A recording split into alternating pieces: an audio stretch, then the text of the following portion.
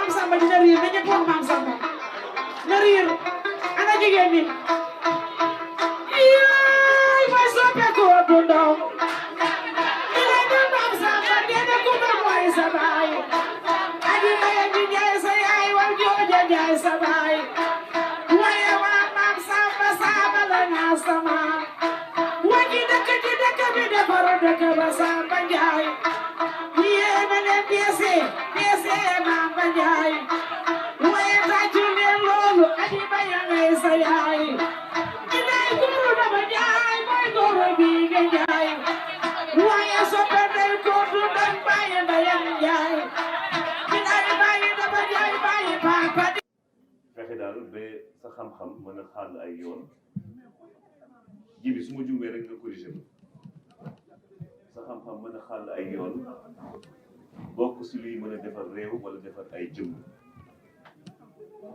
si yow yooyu nag sàmb am na yoo xam ne am na yu si juddu si biir livre bi moo tax ñun ñëpp man Djiby Diakhaté nga xamante ne kenn du ko présenté sociologue ñu ràññee si Sénégal ak si Afrique àdduna si yëpp naw ko professeur Guèye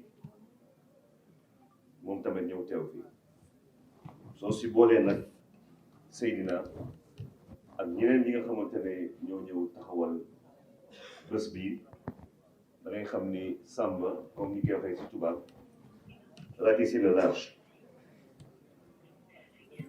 moo tax damay ñaan rek si kanam tuuti ñu déglu bu baax li nga xamante ni moom la Samba di wax ak modérateur bi ak panéliste yi Charles Faye merci d'être là professeur Lamine Thiam également merci Ami Socé ñu ngi lay gërëm woy bi neex na di gërëm tamit famille Diassé di bàyyi xel si képp koo xamante ne teew nga fi étudiants yi macha allah gis nañu ni au-delà de ce que Samba fait dans le monde politique vous avez l'écoute pour comprendre que ces sillons pour servir c'est plutôt pour la jeunesse du Sénégal parce que c'est la jeunesse du Sénégal qui va construire le devenir de ce pays qu'est le Sénégal dans les prochaines décennies. Et c'est pour cela que je vais demander xam nga nag nu ngeen ko bëggee su ngeen bëggee ñu ñambaas ko def ko français wolof wala ñu def ko wolof rek parce que mbir bi il faut ñu comprendre ni communication bu gën a jege nit ki rek moo gën làkk bu gën a jege moo gën ñëw ñu nag pour wane ni jàng nañu français am nañu bac ak jaar université dañu ñëw pour que étudiants yi mën a jëriñoo xam-xamu Samba war si mën a def ay mbir yi tax ba ñu mën a teral seen i waajur comme Samba ni mu ko defee surtout wal joojo wala jarbaatu wal joojo Ndiaye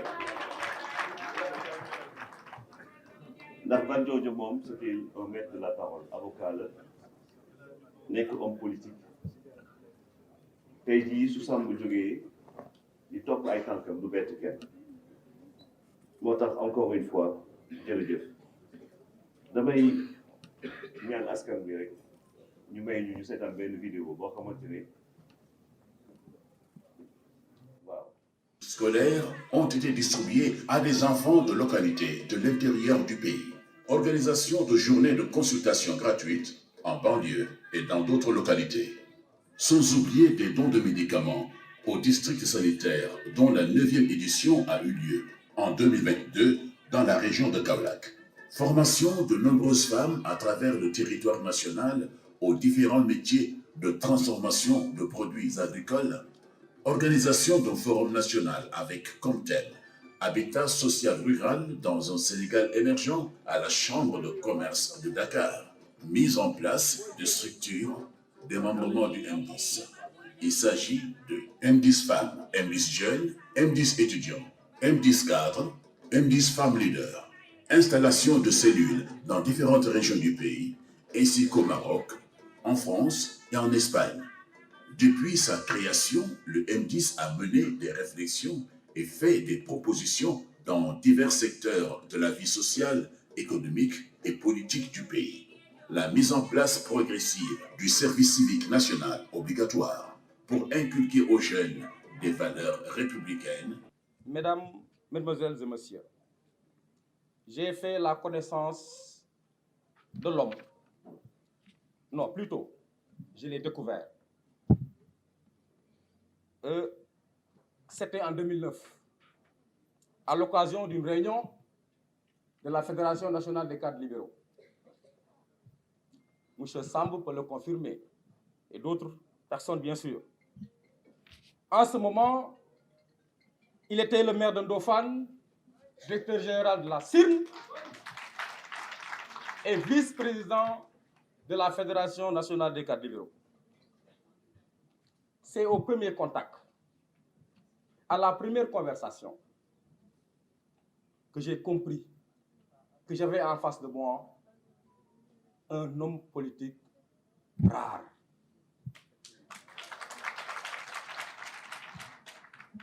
Son ouverture d'esprit, sa compétence, son sérieux, son engagement ont fini par me convaincre.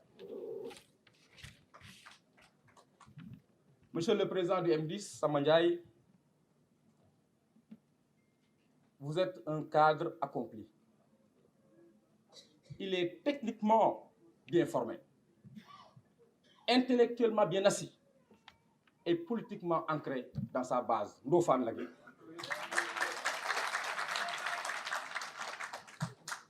Depuis lors, nous avons cheminé. ma nekk mairie Ndofane waaye ñu sax dañuy wax ne Sibassor mooy meeram vidéo bi imam Sibassor baa ngi ci feeñ maa ngi toog amul fu mu taxawlu di dimbale ay nit ma ne am njàng am licence am yax bu rëy tubay la am na ko nag tubay lan moo koy téye gaño ga mooy ngor te am na ko doomi bajan mbayang su gërëwul ñu laaj ko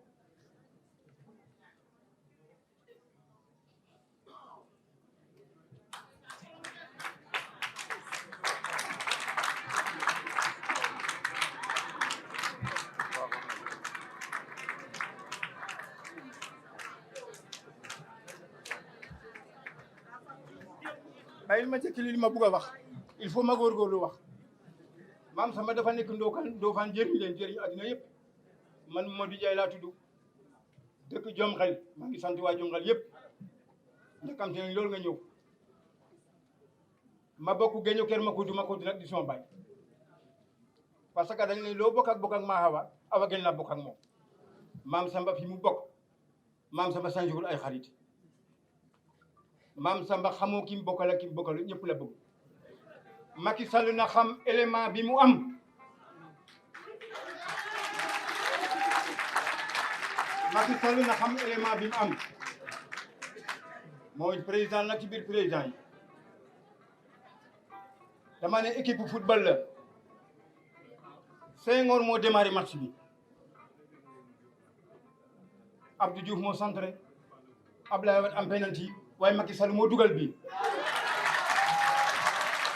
loolu lay la dugal nag Macky Sall lii may wax journaliste yi jël leen man kenn mën da modifier suma wax ndax damay wax lu ma xam du ma wax lu ma xam Macky Sall bi muy nekk ci réew mi fan la fekk kilo gerte fan rek juróom Macky Sall foo dem ci réew mi benn kër lampa nga fa ndoxa nga fa waaye ñun de ñu nga dëkk Jom Xel waaye ñëw ñu waa Ndakaaru ndax Macky Sall kon Macky Sall bu talalee kii loxo xam na li mu def na la téye na la yokk jar nga ko mérité nga ko say mbokk gërëm nañ la say dëkkandoo gërëm nañ la say nawle di gërëm nañ yàlla na nga gudd fan géño bi nga bokk jëloo ci ndaare du ci ndey du ci bay ku xam bajjen bayam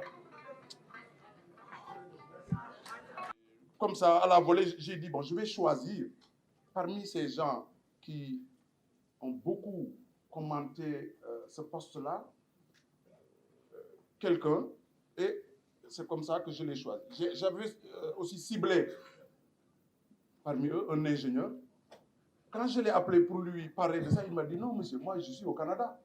Je suis ingénieur au Canada. Parce que ce qu'il avait écrit était tellement pertinent. Il avait tellement apprécié mon écrit, M. Baldé. Et donc, il n'a pas pu se présenter, mais Baye est là et je pense qu'il pourra certainement faire une communication. Donc, c'est un livre qui peut intéresser les politiques, parce qu'on y propose des solutions.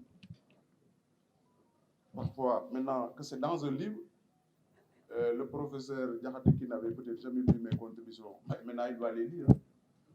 Peut-être que le président Macky Sall, je ne sais pas si ça l'a intéressé, mais maintenant, normalement, il va dire, mais le livre là, il faut que je le regarde. S'il le regarde, il aura des solutions aux problèmes qui se posent.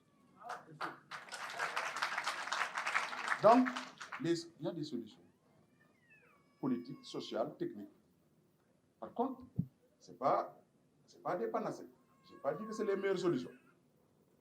Mais c'est une vision, c'est ma perception des choses. Et je pense que tous, on doit se mettre à écrire. Je disais, demander à quelqu'un, est-ce que Mamdes Camara a laissé un livre? Je ne sais pas. Cette tête bien faite qui disparaît comme ça sans rien laisser.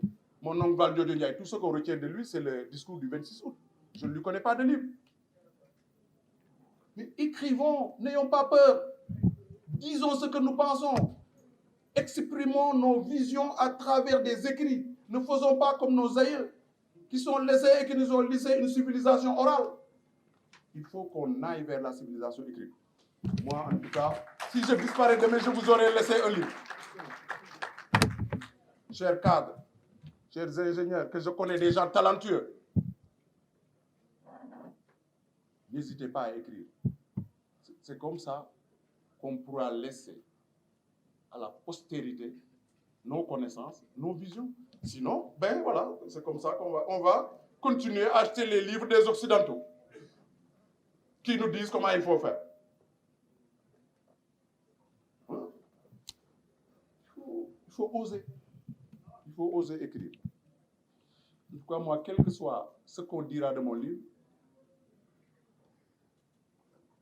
j'ai pris la peine, j'y ai mis de l'énergie pour dire ce que je pense des inondations, ce que je pense des mines de fer du Sénégal oriental, de l'agriculture, comment faire pour créer des emplois, pour assurer l'autosuffisance alimentaire.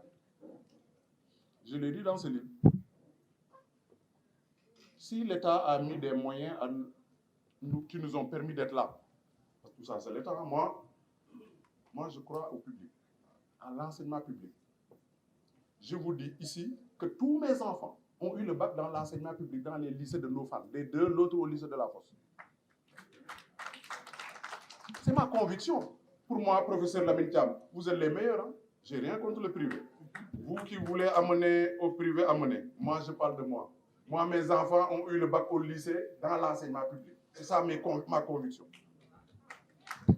Et je ne l'ai pas regretté.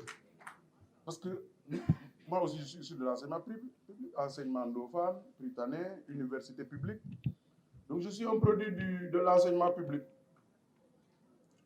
Donc, je pense que pour ça, nous devons rendre la monnaie à cet État. C'est l'argent du contribuable qu'on utilise pour faire des écoles, acheter des fournitures et nous les donner. Nous étudions, certains sont dans le privé, d'autres dans l'administration. Mais ce que nous pouvons rendre de commun à tous, c'est de partager nos connaissances et nos pensées. C'est ça que nous pouvons rendre à la société. Moi, je suis dans ce siège. Chers invités, donc, ce livre est le vôtre. Les étudiants peuvent le lire. Les retraités peuvent le lire. Les retraités de Liberté 6 surtout. Hein. Ils peuvent le lire. Les avocats, les grands avocats, Maître Sarr l'a lu. Les femmes, ñi déggul tubaab nag da ngeen di jël gars yi dégg tubaab ñu wax leen li ma ci bind ndax yéen itam ci ngeen bokk jeex na boo demee Cheikh jàngal la ko nga xam lan laa wax man xam nga sama wax amul saaga amul xaste man politique bi dama jàpp ne jàmm la dama jàpp ne politique bi xam nga pour lan la pour defar réew mi mu jëm kanam looloo tax ba ma yàlla joxee ma nekk maire Ndofane ah wax naa waa Dakar ne leen léegi su may daw ci suuf fii laa koy dawee Dakar pour dem ci tali bi su ma tegee tali bi ba sama biir kër Ndofane tali la ndax man damaa jàpp ne maire pour lan la pour defar sama dëkk daal moo gën a rafet Liberté 6 moo gën a rafet Almadies moo gën a rafet sama gars yi nañ dem Ndofane ngeen xool dégg ngeen fa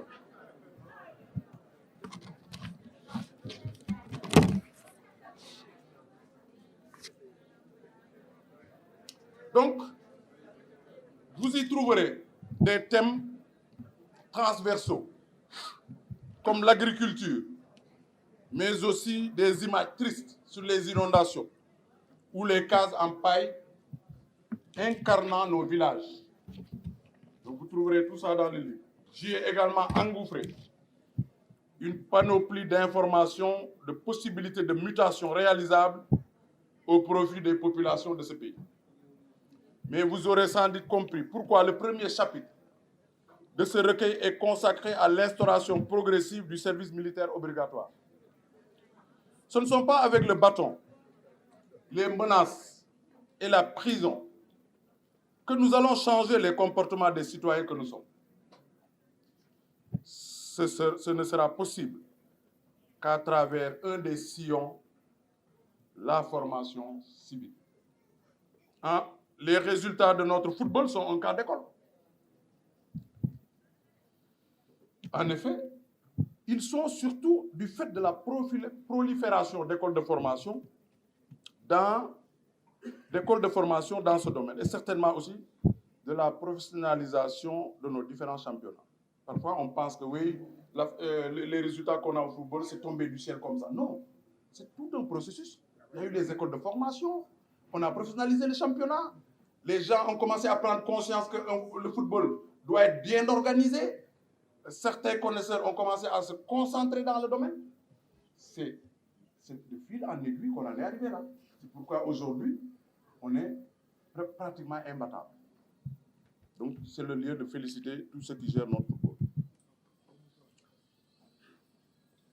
Sur la problématique du comportement, nous sommes tous interpellés.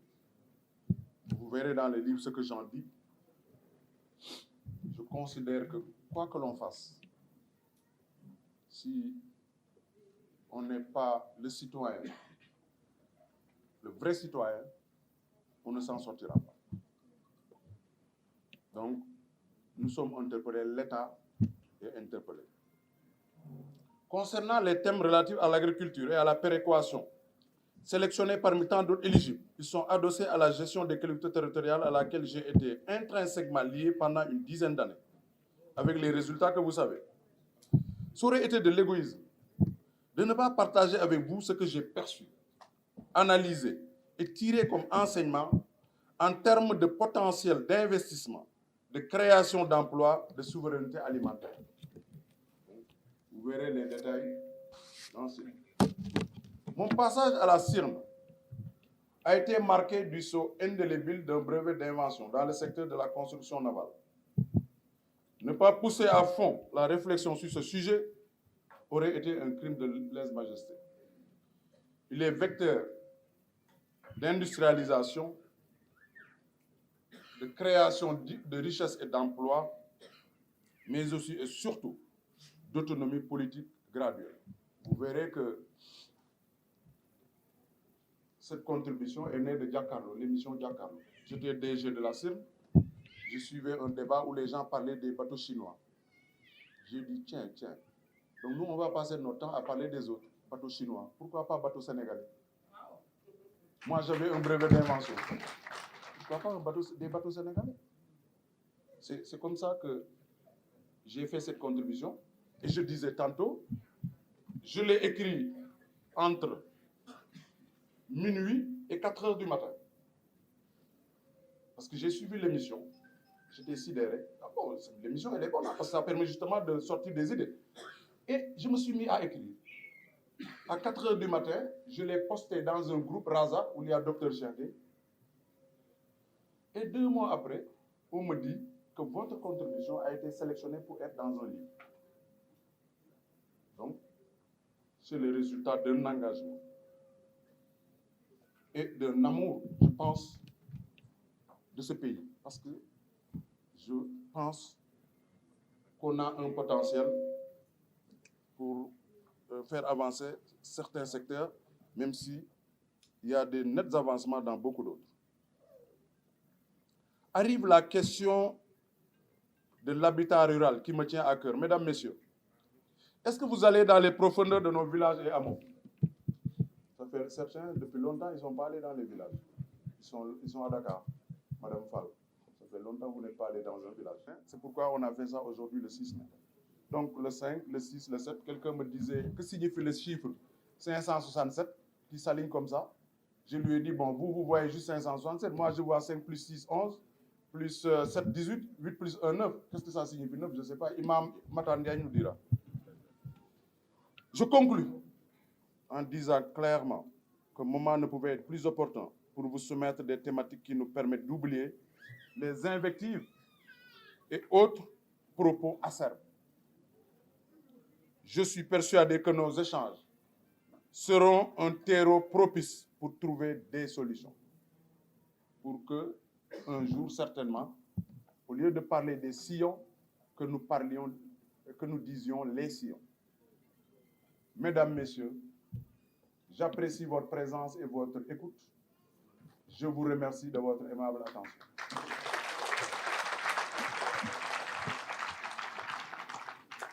Amul dugal tuuti wolof 2 minutes. Wala salaamaaleykum. maa ngi leen di ziar bu baax. di leen gërëm di leen sant ci seen teewaay. di gërëm ñi fi ñëw ñëpp. di gërëm surtout yéen ñi bàyyi seen lépp ñëw fi.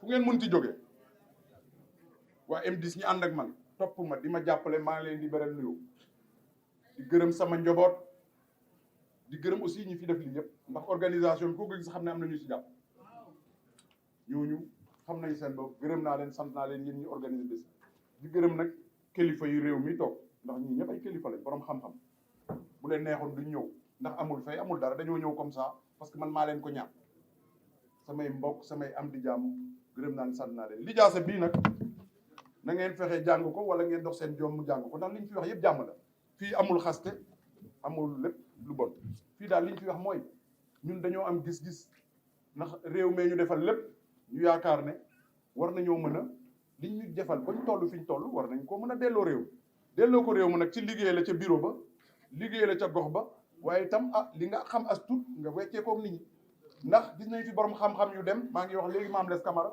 jóge na fi fan yi te man xaw ma livre bu mu fi bàyyi te man dama ko doon lire Abdou Sow chronique Abdou Sow monsieur Biaye mu may fàtte léegi ne ma vendredi la doon génn ci journal quotidien Walfadjri man dama ko doon lire chaque vendredi borom xam-xam yu mel noonu wax dëgg yàlla bu loolu amee war nañoo fexe ñun nag ñi nga xam ne am na luñ xam am fu ñu jaar buñ di ragale bind ndax suñ doom yi fii ñëw ëllëg ñu bàyyi leen dara maam yi day am na luñ ñu bàyyee woon ci xam-xam ak yu demee noonu waaye mbind mi bariwul am na ay kilifa diina yu fi bind mais mbind mi xëy na bariwul ni mu war a baree ndax da nga fi gis koo xam ne xam na lu ne ingénieur docteur professeur jóge fi ba dem te bindul kon loolu ñun ñii dañoo war a taxaw ci loolu mu jóge fi nañ leen di bind di bañ a ragal bàyyi fi li nga xam ne xale yi ëllëg dinañ ko mën a jëriñoo pour xam ne lii moo fi amoon démb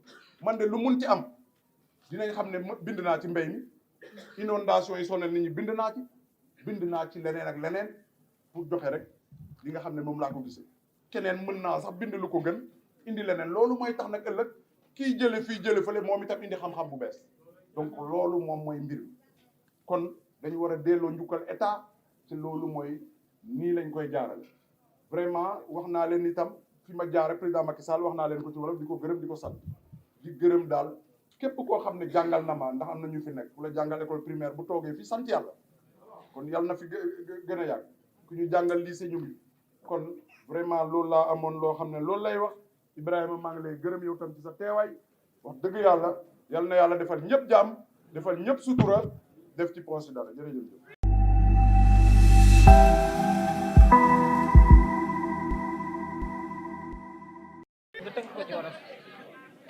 kon di gërëm ñëpp di sant ñëpp di leen gërëm yéen waa presse bi di beral nuyoo nag ñi fi ñëw ñëpp muy waa M10 ndax tey nag dañ doon defaale 8e anniversaire M10 mouvement bi nga xam ne ñu ngi ko sos le 7 mai 2015 ma sos ko ak samay am di jàmm cadre yaa ngi fi jigéen ñaa ngi fi ndaw yaa ngi fi ñëpp a ngi fi chaque at mu jot ñu def anniversaire normalement suba mooy anniversaire mais xam nga ànd aussi xel da cee baax ndax dimanche moom du ci bëri nit ñi dañuy nopp moo tax ñun bañ dajee ñu ne nañ ko def samedi bi nag année yi passé def nañ fi benn kuréel bu mag fële Grand Théâtre pour jigéen ñi def nañ fi pour jeunes yi ren ñu ne du doon affaire yi mbumbaay M10 lu sérieux léegi dañuy bind comme nag yàgg naa bind ñu ne nañ ko def benn livre bi nag gis ngeen li ci am lépp wax nañ ci wàllu defar ndaw yi bëgg nañ ndaw yi li leen gënal mooy réew mi jëm kanam mais boo génnee kër ga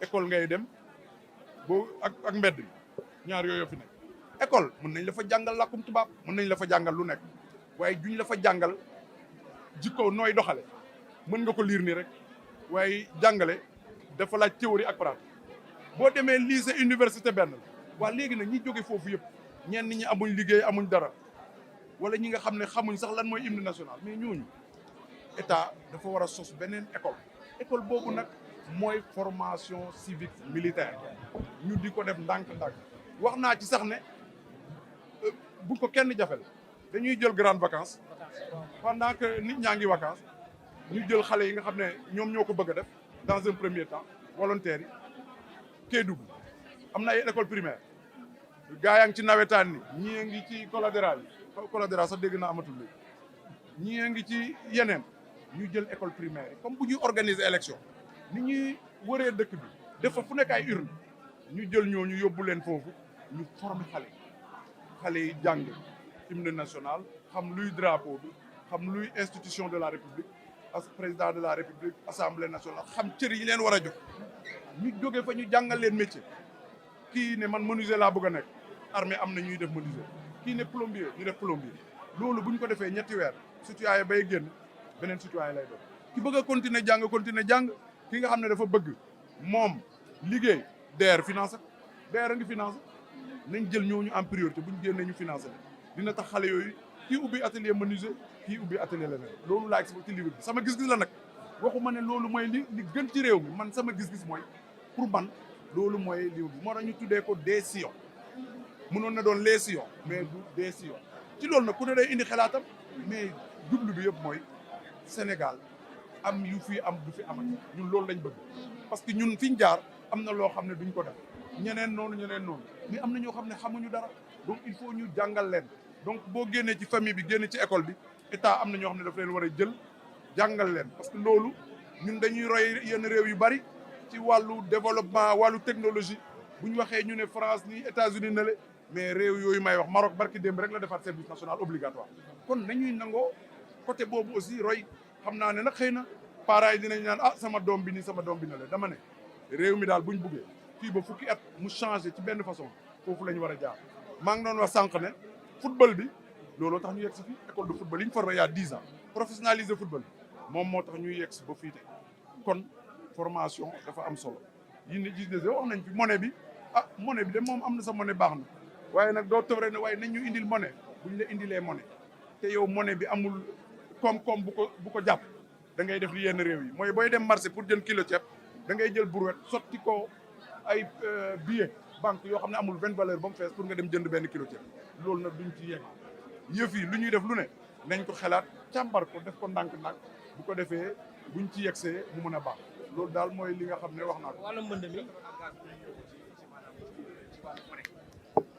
donc attends voilà donc gaz bi bon gaz ak pétrole yéen lu ñu yàlla may la mais buñ foog ne buñ ko amee rek jeex na jikko yi buñ ko changé wul itam gis nañ fi ay réew yoo xam ne ñoo ñu ëppale loolu dend ak ñun te mënuñoo dem fen liñ defaree suñu réew yi sax ñoom jegewuñ ko loolu lu ko indi mooy mauvaise gestion président nag jël na ay matuwaayam mais président rek yorewul affaire président day nommé ay nit nommé na ma man nommé na keneen def na keneen ku ci ne am na ñuy ñëw ëllëg ñun bu ñu demee mais ñooñu ñëpp nag buñ leen formé wul à la citoyenneté am na taxawaay boo xam ne duñ ko am pour réew mi jëm kanam kon loolu laa amal lu may wax vraiment di leen gërëm di leen sant wa salaam jërëjëf. Ils ont réussi un taux de recouvrement plus que et que satisfaisant. les avocats qui en avaient dû passer